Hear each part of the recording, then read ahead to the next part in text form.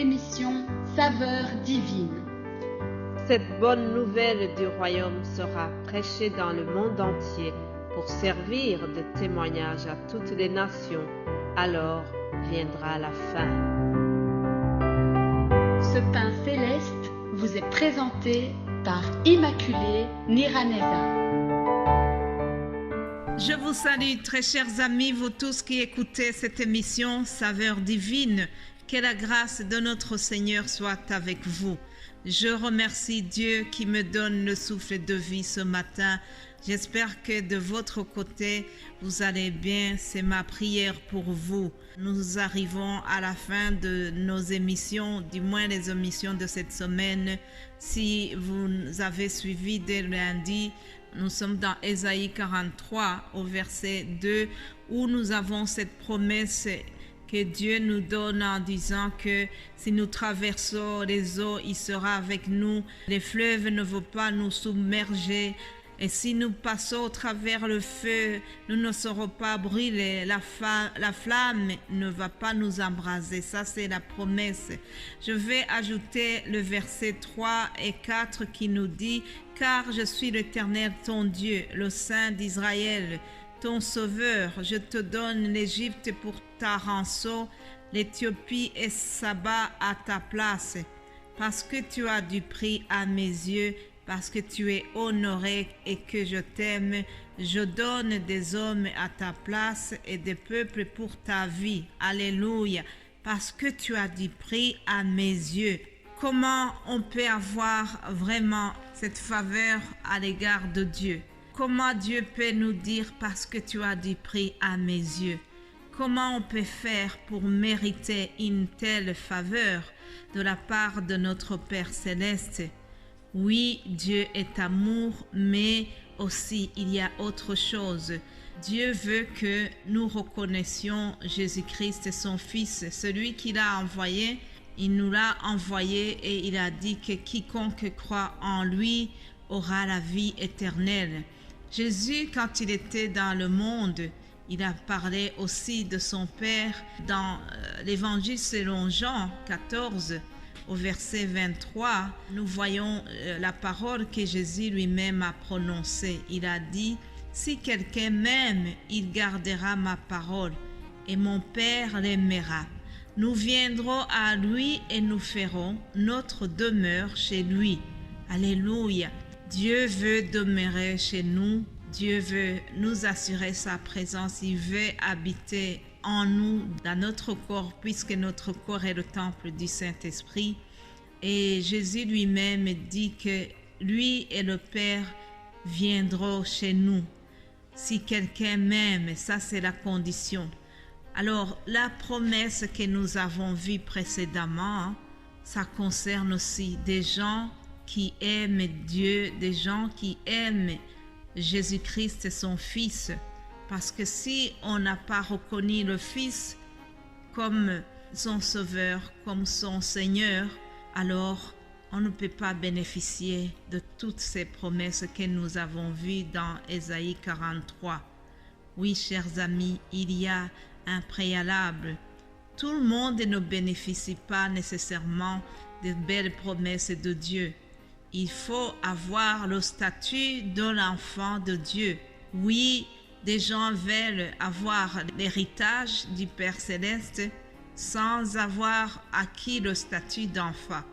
Pour prétendre à l'héritage, il faut d'abord être un enfant de tels parents. Si vous êtes enfant, et vous pouvez donc prétendre à l'héritage, vous pouvez prétendre aux belles promesses que nous avons vues dans Ésaïe 43. Évangile selon Jean 14, encore un autre verset que Jésus a dit, verset 21. Jean 14, 21, nous y voyons les propos de Jésus-Christ. Il a dit ceci, « Celui qui a mes commandements et qui les garde, c'est celui-là qui m'aime. Et celui qui m'aime sera aimé de mon Père. Je l'aimerai et je me ferai connaître à lui. » Alléluia. Celui qui garde mes commandements, celui-là sera aimé du Père Céleste, celui qui garde les commandements que Jésus a laissés. Jésus s'adressait à ses disciples, mais il parlait aussi à nous qui allons croire à lui par après. Il a dit, celui qui a gardé mes commandements, à celui-là même. La meilleure façon de démontrer notre amour à Jésus ou à Dieu, c'est garder ses commandements. Hier, je vous ai parlé de ces 3 jeunes gens qui étaient déportés à Babylone, qui ont refusé de se prosterner devant la statue que le roi avait créée. Ils ont refusé parce qu'ils ont voulu obéir au commandement de Dieu. Le commandement que je vous ai lu hier dit que nous ne devons pas nous prosterner devant des images taillées. Alors, ils ont gardé le commandement, ils ont gardé la crainte de Dieu dans leur cœur, et c'est pour cela que Dieu aussi les a protégés. C'est pour ça qu'ils ont été sauvés du feu. On les a mis dans le feu, mais le feu ne les a pas brûlés. Tout simplement parce qu'ils avaient gardé le commandement de Dieu. Ils avaient résolu de ne pas se souiller. Notre Père Céleste cherche des gens qui prennent une décision, des gens qui prennent des risques pour montrer leur détermination, des gens qui sont prêts à mourir pour garder vraiment cet amour qu'ils ont pour leur Seigneur. C'est ce que ces gens ont fait. Ils avaient vraiment décidé de tenir, même si on les a mis dans la fournaise, ils ont accepté. Ils n'ont pas manifesté la peur, ils n'ont pas contesté. Ils étaient prêts à mourir et Dieu les a sauvés, chers amis.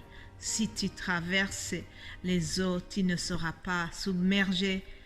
Si tu marches dans le feu, tu ne brûleras pas, la flamme ne t'embrasera pas. Voilà, c'est ça qui est arrivé. Car ils étaient déterminés, parce qu'ils avaient vraiment résolu dans leur cœur de garder le commandement de Dieu, de garder l'amour pour leur Dieu. Alors Dieu les a aussi protégés. Dieu a été fidèle à cette promesse qui dit « Parce que tu as du prix à mes yeux, parce que tu es honoré et que je t'aime. » Alléluia. Je vais terminer par une autre déclaration de Jésus-Christ. Dans Jean 10 au verset 30, Jésus a dit « Moi et mon Père, nous sommes un. » Alléluia. Moi et mon Père, nous sommes un. Jésus est Dieu. Jésus est le Père Céleste. Ne forment qu'une seule personne. Alors si nous voulons bénéficier des promesses de Dieu, des promesses que nous avons vues précédemment, nous devons d'abord accepter Jésus-Christ comme notre Dieu, comme notre Sauveur. Alors, si vous n'avez pas encore accepté Jésus, je voudrais terminer en vous invitant vraiment de le recevoir, de chercher Jésus-Christ. Il se laisse trouver, chers amis. Si nous faisons un pas vers Jésus, lui, il va faire 99 pas vers nous. Alors cherchons-le. Il se laisse trouver. Si vous n'avez pas encore cherché Jésus, je vous conseille vivement de le faire. C'est à ce prix-là que nous allons bénéficier de cette belle promesse de Dieu que nous avons lue dans Ésaïe 43. Soyez bénis, soyez vraiment abondamment bénis, vous tous qui ont suivi ces émissions depuis lundi, et n'hésitez pas de les partager. Si ça vous a édifié, partagez autour de vous. Ainsi, ensemble, nous allons diffuser la bonne nouvelle de l'Évangile. Alléluia. Prions avant de terminer. Père Céleste, nous te rendons grâce. Je te loue, je te remercie parce que tu as été avec nous durant cette semaine. Nous te rendons grâce pour tes belles promesses que nous trouvons dans la Bible. Je te remercie, Seigneur, parce que tu nous as donné ton Fils Jésus-Christ, afin que quiconque croit en lui ne périsse point, mais qu'il ait la vie éternelle. Je prie pour tout le monde qui n'a pas encore compris cela, que tu puisses te manifester à lui. Au nom de Jésus, j'ai prié. Amen. Amen.